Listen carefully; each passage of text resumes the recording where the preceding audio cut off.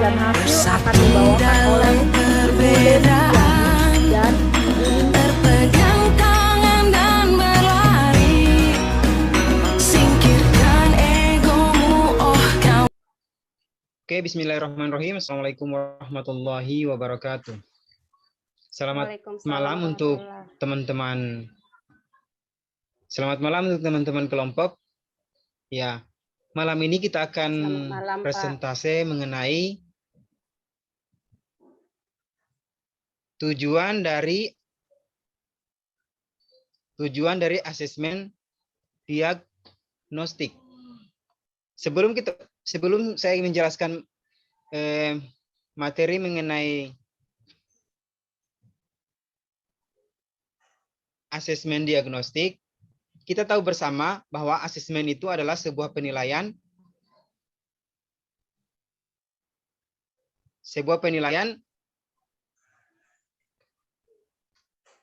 dari hasil pembelajaran untuk mengetahui seberapa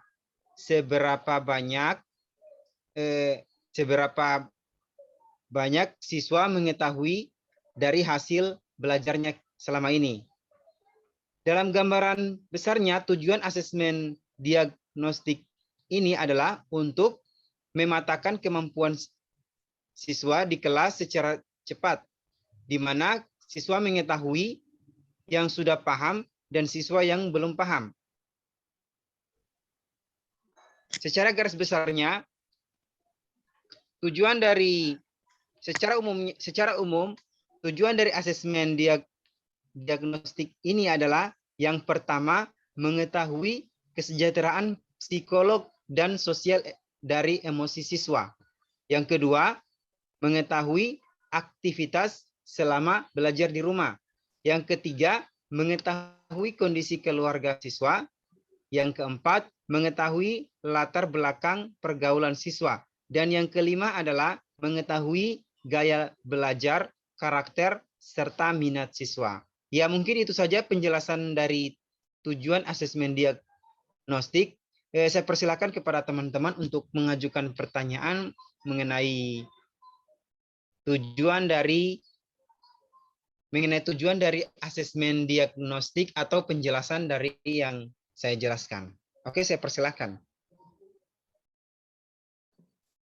Pak, saya mau bertanya, Pak. Ibu Ningsih. Oh iya, silakan, Bu Ningsih. Ya, Pak, menurut Bapak seberapa penting sih penting tujuan asesmen diagnostik ini untuk diketahui para pendidik, gitu, Pak? Ya. Jadi, jika pertanyaannya seberapa penting tujuan dari asesmen diagnostik ini, iya, tujuan dari asesmen diagnostik ini sangat penting bagi kita guru, di mana kita guru akan mengetahui sampai di mana batas kemampuan siswa. Dengan asesmen diagnostik ini, kita bisa menilai siswa dari proses pembelajarannya mereka selama kita mengajar di kelas. Ya, bagaimana Ibu Ningsih? Oke, Pak, terima kasih. Ya, dari teman-teman lain mungkin? Sudah cukup, Pak. Cukup, sudah Pak mengerti. Ya, oke. Terima kasih. Mungkin saya serahkan kepada teman selanjutnya untuk mempresentasikan lagi materi yang akan dibawa. Oke.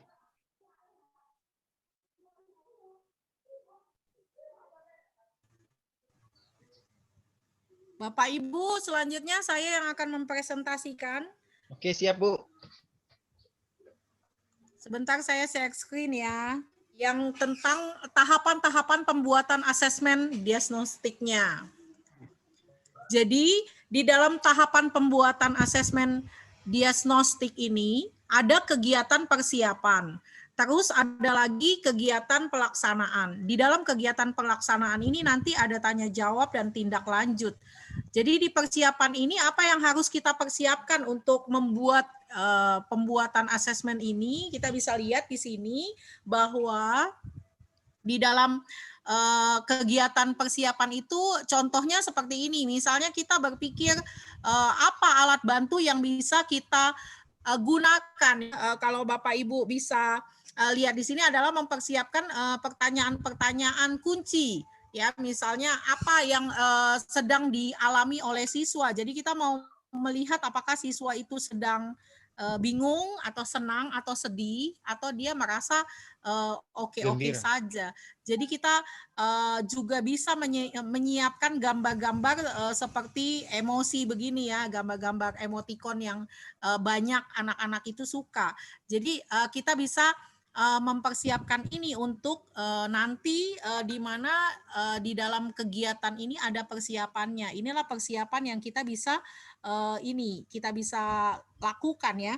Terus udah gitu ada pertanyaan pemantik ya, pertanyaan kunci. Misalnya kayak di sini ada apa saja kegiatan selama belajar di rumah misalnya. Terus apa hal yang paling menyedihkan atau menyenangkan ketika kita belajar di rumah. Jadi itu pertanyaan kunci yang bisa dijawab anak. Begitu. Selanjutnya tadi kegiatannya adalah kegiatan pelaksanaan. Di dalam kegiatan pelaksanaan ini kita bisa meminta siswa untuk mengekspresikan perasaannya selama belajar di rumah. Karena tadi kan pertanyaan kita itu ya, dia nanti bisa menceritakan atau dia menuliskan atau dia menggambarkan. Atau ada lagi yang lain kegiatan pelaksanaan itu yang bisa kita pikirkan Bapak Ibu. Apa aja yang bisa kita pikirkan tentang pelaksanaan asesmen ini, ya, biar kita tahu keadaan siswa bagaimana. Terus di dalam itu ada tanya jawab. Jadi tanya jawab ini adalah untuk mengetahui keadaan anak. Jadi kita mesti pastikan pertanyaan yang kita kasih itu jelas dan mudah dipahami. Jangan pertanyaan yang bisa menyebabkan anak itu bertanya lagi gitu ya. Tapi pertanyaan itu harus mudah dan jelas dipahami. Terus menyertakan acuan atau stimulus informasi yang dapat membantu siswa menemukan jawaban, memberikan waktu untuk berpikir. Jadi sebelum ketika kita menanyakan satu pertanyaan, jangan kita maksa anak untuk cepat menjawab, tetapi kita harus kasih waktu dia supaya dia bisa berpikir untuk menjawab pertanyaan. Seperti itu Bapak Ibu. Jadi strategi ini satu strategi di dalam tanya jawab. Lalu setelah itu ada tindak lanjut. Nah, setelah kita tahu kita udah buat asesmen ini, kita punya tindak lanjut, yaitu mengidentifikasi siswa dengan ekspresi emosi negatif dan ajak berdiskusi empat mata. Atau menentukan tindak lanjut yang lain, misalnya mengkomunikasikan dengan siswa serta dengan orang tua bila diperlukan. Ketika anak punya masalah, perlu juga kita mengklarifikasi atau mengkomunikasikannya dengan orang tua ya. Terus ulangi pelaksanaan asesmen pada awal pelayanan. Nah, inilah layanan dari asesmen itu, pelaksanaannya seperti apa. Nah, sampai di sini Bapak Ibu, ada yang mau ditanyakan?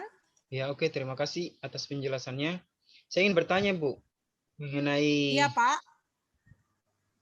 bagaimana kita seorang guru menarik perhatian siswa itu biar siswa itu ketika pada saat menerima mata pelajaran bahwa siswa ini belum paham untuk mata pelajaran yang ini. Ya, mungkin itu saja. Belum paham dengan mata pelajaran, dia harus bertanya, Pak. Kan di sini ada saat siswa bertanya, saat siswa menjawab gitu ya. Kalau kita di asesmen ini belum ada pembelajaran sebenarnya. Di asesmen ini kita baru penilaian awal untuk mengenal siswa seperti apa gitu ya. Jadi kita lah yang menyampaikan pertanyaan, tetapi ketika anak mendengar pertanyaan kita dan kemudian dia tidak mengerti, mereka boleh kita izinkan untuk bertanya. Jangan ketika anak bertanya kita bilang situ kerjain, jangan banyak bertanya, kan nggak bisa begitu. Tapi ketika anak bertanya, kita harus mengizinkan mereka untuk bertanya. Seperti itu, Pak. Oh iya, terima kasih Bu atas jawabannya. Ibu. Sama-sama, Pak. Ada lagi? Ibu Ningsih Kayaknya mungkin. Ibu Len keluar, Tidak apa-apa. lompat. Oke Bu, kalau dari saya mungkin pertanyaannya, Bu boleh nggak ke slide yang ke-7 ini, yang bagian tindak lanjut. Yang mana? Bagian yang tindak lanjut Tindak itu Bu. Oke. Oke. Ya, Kan di asesmen diagnostik ini harus ada bagian tindak lanjut Bu. Apakah di dalam proses tindak lanjut ini ada hal khusus gitu Bu? Maksudnya sebelum melakukan tindak lanjut ini ataupun di dalam prosesnya, di dalam tahapannya ada semacam maksudnya trik khususkah mungkin yang Ibu pernah lakukan atau yang Ibu pernah pikirkan begitu terkait dengan supaya kegiatan asesmen tindak lanjut ini boleh berjalan Bu dengan dengan sesuai dengan informasi atau dengan harapan yang kita inginkan. Dari Ibu gimana Bu? Sesuai dengan pengalaman Ibu kah mungkin? dari pengalaman saya, proses tindak lanjut ini begini, setelah kita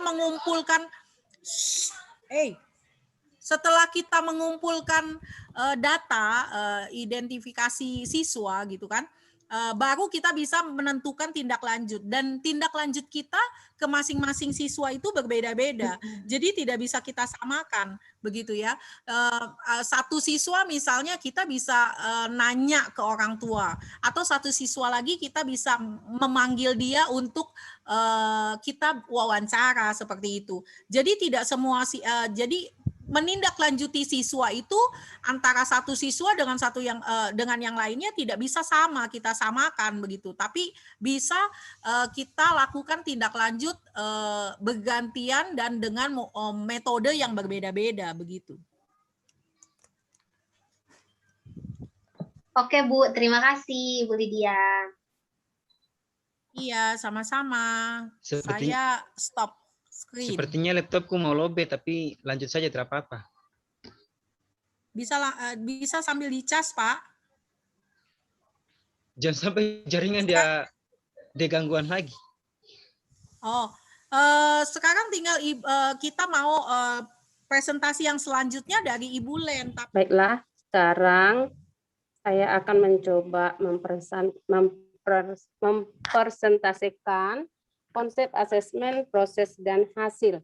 Di mana dalam proses asesmen dan hasil itu perlu kita ketahui yang pertama itu asesmen refleksi, asesmen proses, dan asesmen hasil. Bu Ningsih, saya screen lah apanya.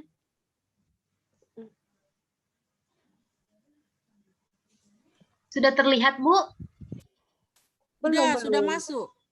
Oh, belum. Berarti kita nunggu. Oke, udah. Ya. Asesmen, proses, dan hasil. Ya, saya screen lagi, Bu Ningsih. Ya. Dalam asesmen, proses, dan hasil ini yang perlu kita bahas itu yang pertama adalah asesmen proses. Di mana dalam asesmen proses ini yang paling ditujukan kepada kita itu yang pertama itu analisis, dan yang kedua itu hasil penilaian proses, dan yang ketiga mengidentifikasi kekuatan dan aspek yang perlu dikembangkan, dan yang keempat di sana ada umpan balik yang berkala dan berkelanjutan, dan yang kelima memberi info bagi guru dan sekolah. Dan yang keenam, asesmen formatif dapat diberi oleh guru, teman, atau diri sendiri. Dan yang bagian yang kedua dari konsep asesmen proses dan hasil ini adalah asesmen hasil. Di mana dalam asesmen hasil ini yang perlu kita capai yang pertama itu akhir pelayanan, yang kedua informasi, yang ketiga penyelesaian masalah dan aspek kepribadian, yang keempat itu fokus kepada penilaian dan diarahkan pada perkembangan. Oke, next. Bu Ningsih. Ya. Selanjutnya mengenai konsep asesmen proses dan hasil.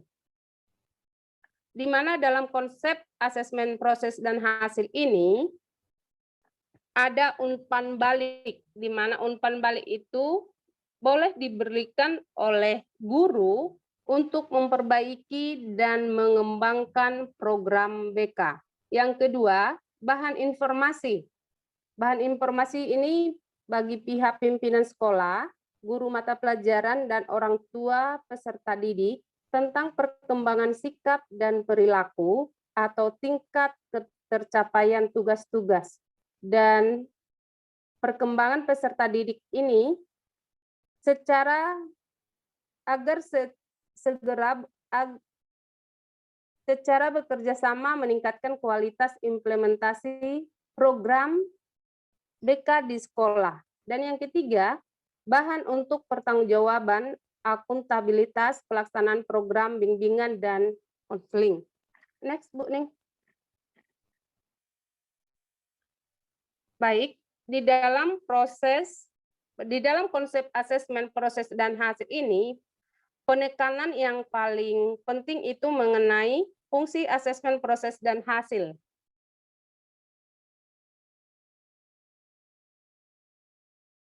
Dalam proses asesmen dan hasil itu, proporsinya lebih banyak pada pelaksanaan asesmen proses daripada menitikberatkan orientasi pada asesmen hasil. Harapannya, ini akan mendukung proses pemahaman atau kesadaran bahwa proses lebih penting daripada sebatas hasil akhir. Oke, next.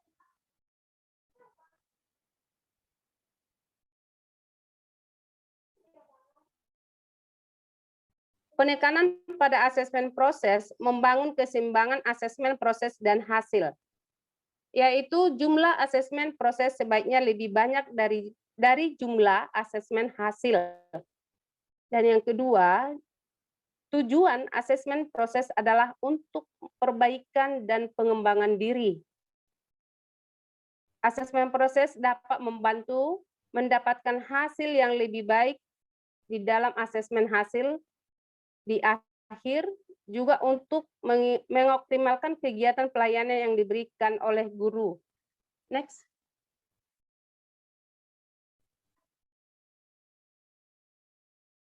Oke, mengapa keseimbangan asesmen proses dan hasil penting? Ya, di mana keseimbangan asesmen proses dan hasil ini lebih menitikberatkan kepada nilai menjadi belajar yang menitikberatkan pada proses. Dan yang kedua, jika ketergantungan pada asesmen hasil masih terjadi dengan umpan balik yang sedikit, maka dapat menghambat proses murid untuk mengalami pengetahuan. Oke, next.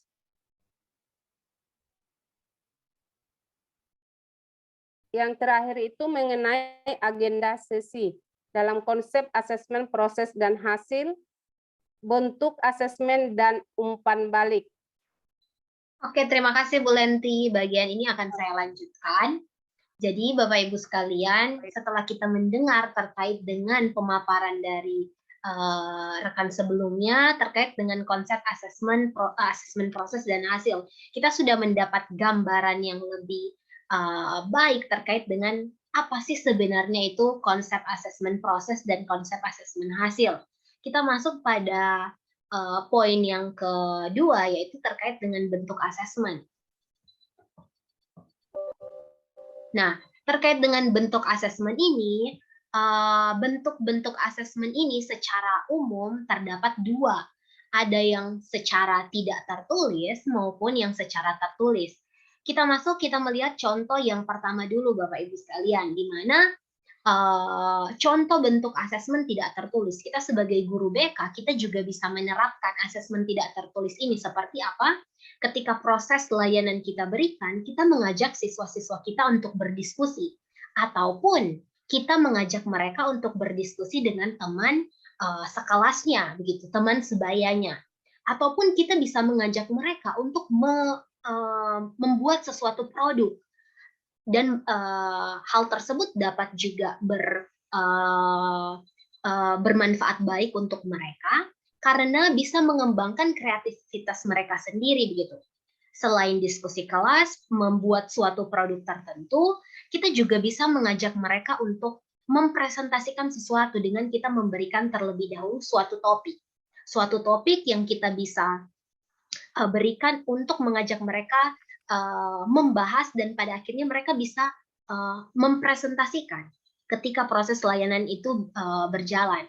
Ataupun kita bisa mengarahkan mereka untuk melakukan drama ataupun role play untuk menjelaskan atau memberikan pemahaman terkait dengan apa yang sudah mereka pelajari melalui drama atau role play tersebut.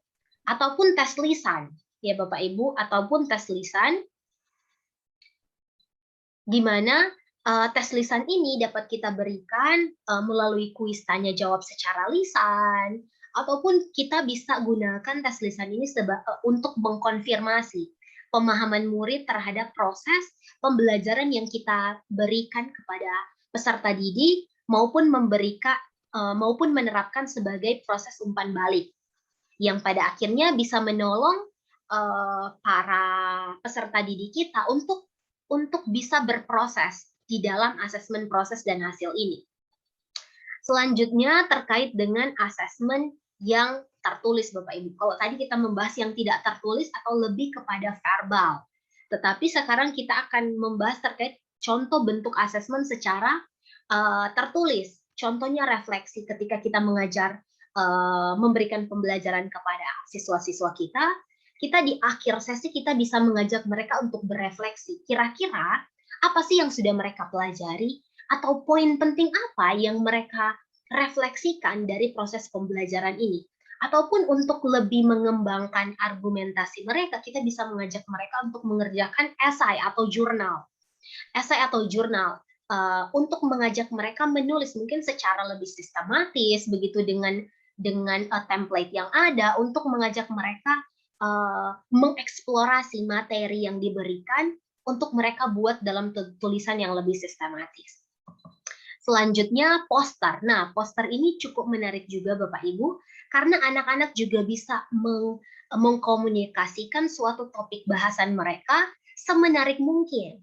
Ya, poster ini bisa membantu murid lain atau siswa lain untuk mengerti topik bahasan yang dibahas oleh murid yang lain juga. Dan yang terakhir adalah tes tertulis. Bisa pilihan ganda, bisa kuis, pertanyaan, ataupun kita juga bisa menerapkan umpan balik secara tertulis. Jadi umpan balik ini bisa kita berikan secara tidak tertulis maupun secara tertulis. Jadi secara umum bentuk asesmen proses dan hasil itu bisa dua, bisa tertulis dan tidak tertulis. Selanjutnya kita masuk ke poin yang ketiga dari agenda sesi kita, yaitu umpan balik. Nah, kira-kira sebelum kita membahas kenapa sih umpan balik ini penting nih di dalam proses pembelajaran, di dalam proses pemberian pelayanan begitu.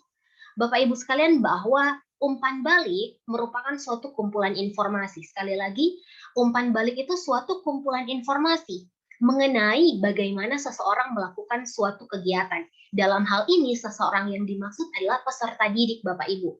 Di mana umpan balik itu berisi kumpulan informasi yang diberikan oleh guru atau pendidik terhadap siswa kita, terhadap peserta didik kita terkait dengan kegiatan atau aktivitas yang sudah dilakukan begitu dalam proses pembelajaran. Dalam hal ini asesmen proses dan asesmen hasil. Nah, umpan balik biasanya berisi hal yang baik. Jadi ada 3 bagian nih Bapak Ibu di dalam umpan balik. Ya, umpan balik itu bisa berisi hal baik terkait dengan apa yang sudah peserta didik kita kerjakan. Bisa juga terkait dengan hal yang butuh diperbaiki, ya, hal yang butuh diperbaiki peserta didik kita. Dan yang ketiga adalah hal yang perlu untuk dikembangkan, berarti berisi tentang hal baik, hal yang butuh diperbaiki, dan hal yang butuh dikembangkan ke depannya. Nah, mengapa umpan balik itu penting, Bapak Ibu? Karena umpan balik ini bagi guru, pentingnya bagi guru karena umpan balik ini sendiri memberikan informasi. Dan bagi guru, kita sangat butuh informasi terkait dengan perkembangan peserta didik kita. Nah, bagi guru, sehingga umpan balik ini perlu diberikan. Perlu diberikan untuk mengetahui perkembangan murid dan juga untuk memodifikasi pelayanan di masa depan. Sehingga adanya refleksi begitu Bapak Ibu terhadap pelayanan yang kita berikan saat ini, terhadap pelayanan yang akan kita berikan di masa depan kepada peserta didik yang lain ataupun peserta didik yang sama. Kemudian bagi murid, mengapa umpan balik ini penting? Karena membantu murid untuk mengetahui kelebihan dan kekurangan. Nah, inilah part penting kita sebagai pendidik Bapak Ibu, karena kita membantu proses tugas perkembangan siswa kita. Dalam hal ini juga membantu mereka mengetahui nih kelebihan mereka apa, kekurangan mereka apa. Sehingga dari proses tersebut membantu murid kita, membantu siswa kita untuk mengatur dan merasa berperan di dalam proses pemberian layanan tersebut begitu. Jadi ketika mereka punya kesadaran, karena ketika diberitahu begitu bahwa mereka juga bisa mengatur nih dan merasa berperan di dalam proses pemberian layanan tersebut. Kemudian atau layanan yang mereka terima. Kemudian yang kedua, memberikan umpan balik kepada sesama teman, juga memberikan kesempatan bagi murid untuk belajar dari satu dengan yang lain. Bapak Ibu sekalian, umpan balik bukan hanya dari kita, ya, kita bisa arahkan bukan cuma dari kita kepada siswa kita, tetapi juga bisa kita arahkan dan aturkan sebagai dari temannya, ya, dari temannya dengan temannya. Jadi peer teman sebaya begitu Bapak Ibu, supaya membantu juga teman-teman mereka melihat dan memberikan umpan balik yang baik berkaitan dengan hal yang sudah baik, hal yang perlu diperbaiki maupun hal yang perlu dikembangkan terhadap teman mereka yang mereka nilai tersebut. Nah, umpan balik sendiri memiliki 10 prinsip. Jadi terdapat 10 prinsip pemberian umpan balik yang efektif. Nah, umpan balik ini sendiri diambil dari Nicole, dari Monologue to Dialogue Improving Written Feedback Process. Ya, mungkin ini dari jurnal ya Bapak Ibu, diambil dari sebuah jurnal oleh Nicole D yang diterbitkan tahun 2010.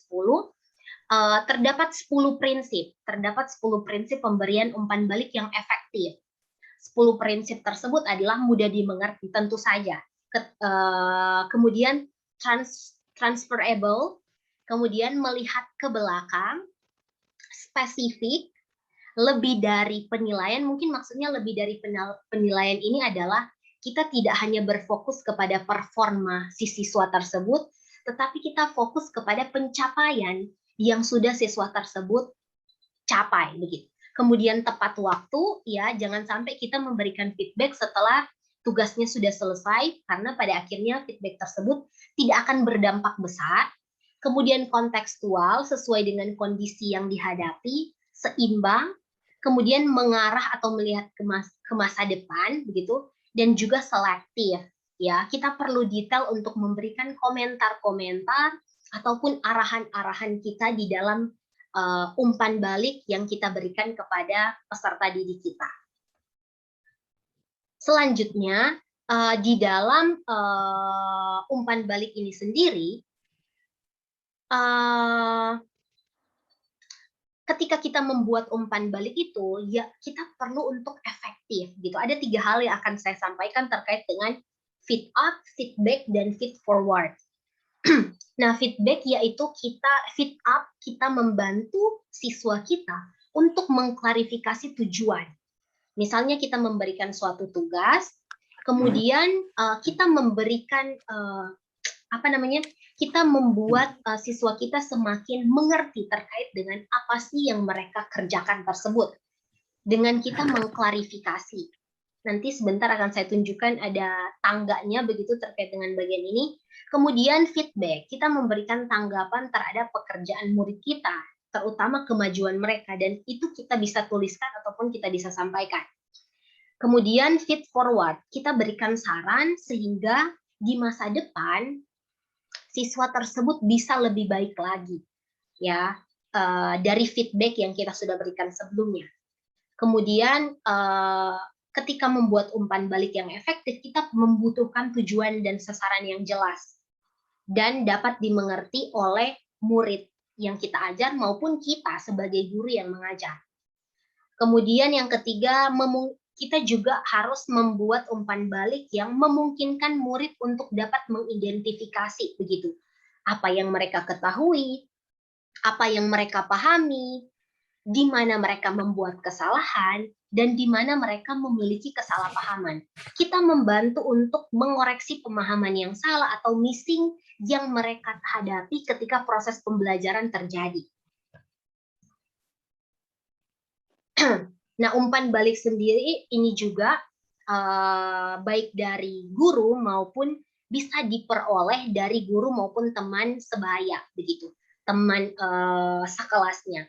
Hal ini bisa membantu mereka untuk semakin mengerti bagian mereka, begitu. Baik dari guru kita sebagai seseorang yang lebih dewasa maupun dari pandangan teman sebaya mereka dengan beberapa pertanyaan yang bisa kita ajukan, baik secara tertulis maupun secara lisan. Nah, Bapak Ibu sekalian, ini ada ladder of feedback.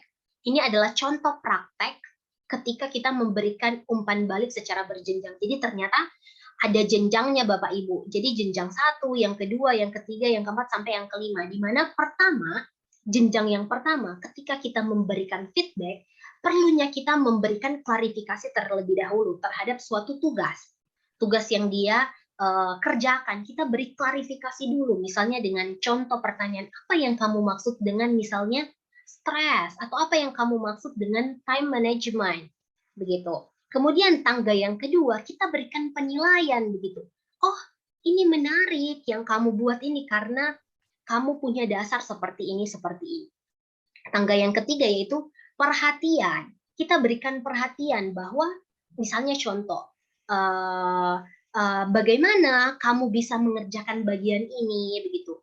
Apakah ada kesulitan dan sebagainya. Kita berikan perhatian kita bahwa kita juga sehati dengan mereka ketika mengerjakan tugas tersebut. Kemudian jangan lupa kita juga berikan saran. Di tangga yang keempat kita berikan saran terkait dengan hal-hal yang perlu dihapus, apa yang perlu ditambahkan, ataupun yang perlu dieksplorasi kembali. Dan yang terakhir adalah kita memberikan apresiasi. Seburuk apapun yang dikerjakan anak kita, atau sebagus apapun, atau sebiasa apapun, biarlah kita belajar juga untuk memberikan apresiasi. Karena pasti mereka juga berjuang ketika mengerjakan tugas sesedikit apapun itu.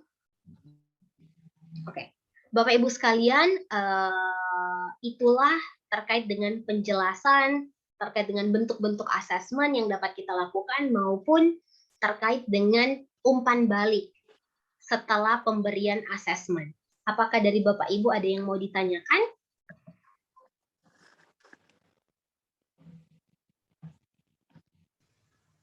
Kalau dalam masa pandemi ini, bagaimana kita memberikan umpan balik ya? Karena kan biasanya kalau lagi onsite itu lebih mudah ya kita memanggil anak atau memberikan pertanyaan, terus menilai, memberikan apresiasi. Bagaimana dalam masa pandemi ini yang kita WFH gitu, anak-anak dari rumah, kita pun dari sekolah atau dari rumah mungkin tidak langsung ketemu dengan anak.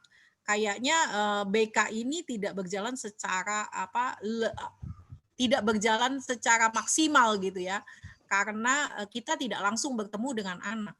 Jadi bagaimana kita meinikannya ya di dalam masa pandemi ini?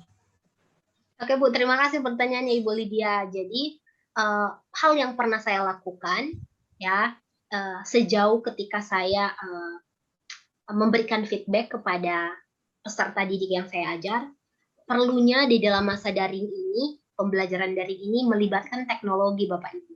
Saya pernah membagikan refleksi dalam bentuk Google Form, begitu. Dengan Google Form ini kita berikan Microsoft Forms, Microsoft Forms, di mana kita memberikan untuk pengisian Google Forms ini tidak bisa selamanya.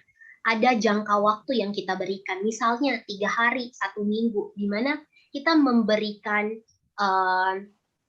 kita memberikan feedback ke anak-anak tersebut. Jadi saya bisa menggunakan Google Forms, kemudian bisa saya chat secara pribadi begitu terkait dengan hasilnya. Kalau saya juga, karena saya juga dasarnya guru sains, ketika anak-anak rata-rata itu membuat tugas laporan juga. Saya pakai konteks mengajar, saya itu langsung edit hasilnya di file yang mereka kirimkan, jadi secara online. Saya edit langsung di situ. Jadi kami bisa, kan ada tanda begitu ya, terkait dengan Miss Ningsi yang edit, kemudian ada anak tersebut, misalnya Virginia yang edit begitu. Ataupun kalau misalnya tidak, kalau memang anak tersebut mengalami kendala yang sangat berarti di dalam masa pandemi ini, walaupun memang di sekolah tidak diperbolehkan untuk belajar di sekolah, kalau memang sudah urgent, maka kami akan menginformasikan kepada orang tua untuk segera anak itu datang ke sekolah gitu ya. Mungkin lebih diberikan feedback secara langsung begitu. Kalau memang kondisinya urgent, tetapi kalau memang tidak terlalu urgent dan masih bisa di-reach anaknya, maka kami itu akan melibatkan teknologi sih di dalam prosesnya untuk memudahkan me-reach anak tersebut. Gitu sih Bu kalau dari saya. Atau ada tambahan dari Bapak Ibu yang sudah lebih berpengalaman?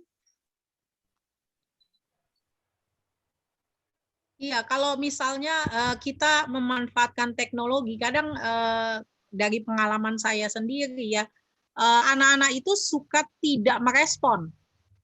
Dia tidak merespon, misalnya kita kasih pesan, dia hanya membaca, kemudian dia tidak merespon balik. Atau kita menelpon, dia tidak mengangkat gitu.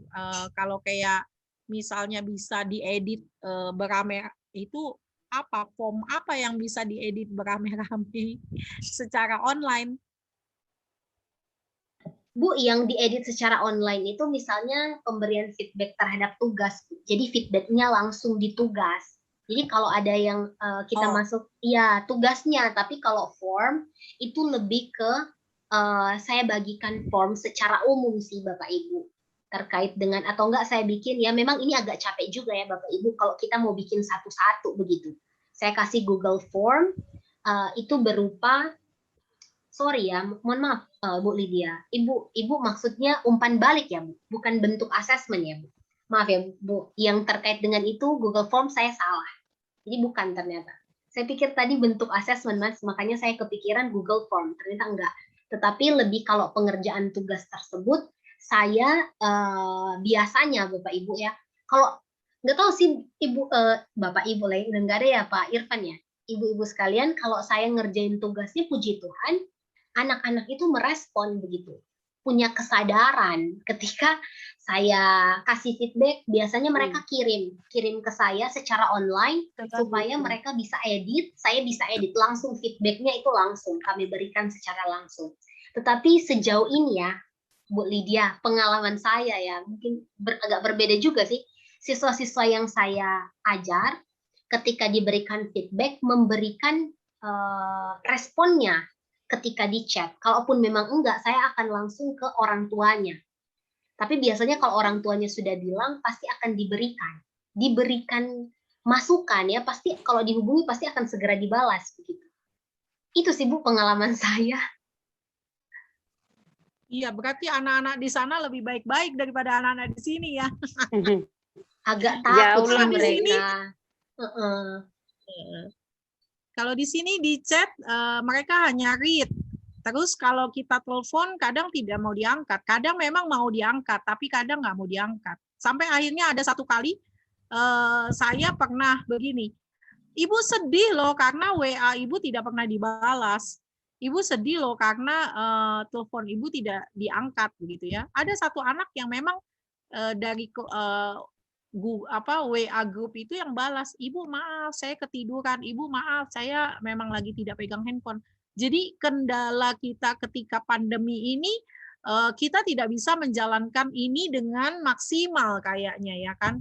Tapi udah usaha sih sampai akhirnya kita diwajibkan untuk home visit. Kalau anak itu udah bermasalah sekali, kita harus home visit jadinya.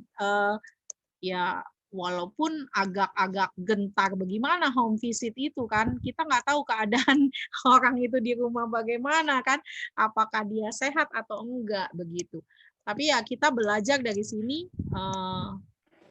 memang kita harus benar-benar kalau kata Pak Nufan itu kita harus memuliakan siswa ya, memuliakan peserta didik. Artinya kita menghamba kepada mereka. Jadi belajar banget dari sini, kita harus benar-benar ngelihat siswa itu seperti itu gitu. Benar, Jadi kita Bu. harus memang iya kan, nggak bisa kita langsung menjudge kayak gini kan, misalnya kenapa nggak ikut meet gitu kan, kita nggak tahu kendala dia, apakah paket data, apakah jaringan, jadi kita nggak bisa langsung kan Pak ngomel-ngomel begitu, tapi memang kita harus klarifikasi, kita bertanya kan, ada Betul. apa begitu. Jadi belajar banyak dari sini begitu.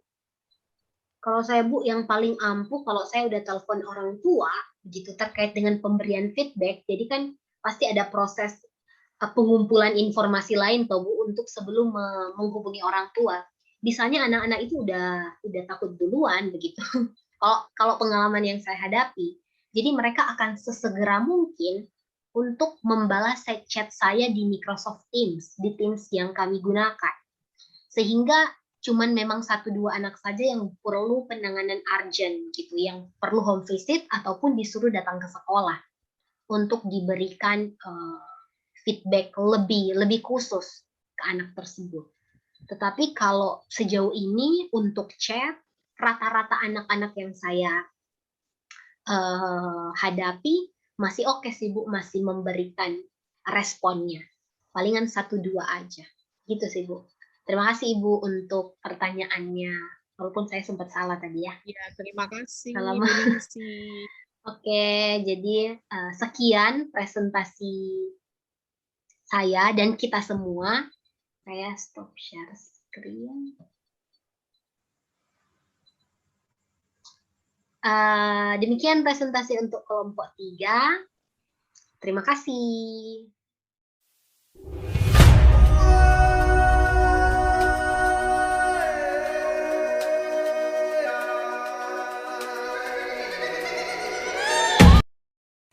Baiklah, pada saat ini saya akan mempresentasikan bentuk asesmen proses dan hasil. Pertama, mengembangkan kemampuan berkomunikasi murid di depan publik dan mengemukakan pendapat. Melatih murid untuk belajar berdemokrasi, mendengarkan dan menerima pendapat orang lain yang mungkin berbeda dengannya. Juga merespon pendapat tersebut dengan cara yang sopan dan simpatis. Membuat model miniatur 3 dimensi, produk digital, produk seni, dan lain-lain. Mengembangkan kreativitas, menanamkan pengertian. Mengembangkan kemampuan berkomunikasi, mendorong murid untuk memahami topik presentasi dengan mendalam. Mengembangkan kemampuan seni peran dan berkomunikasi murid.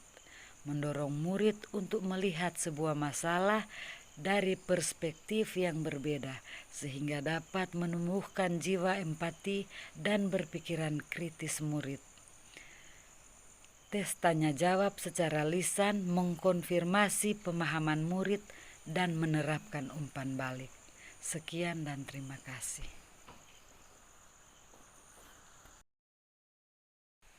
Baiklah, pada saat ini saya akan mempresentasikan bentuk asesmen proses dan hasil.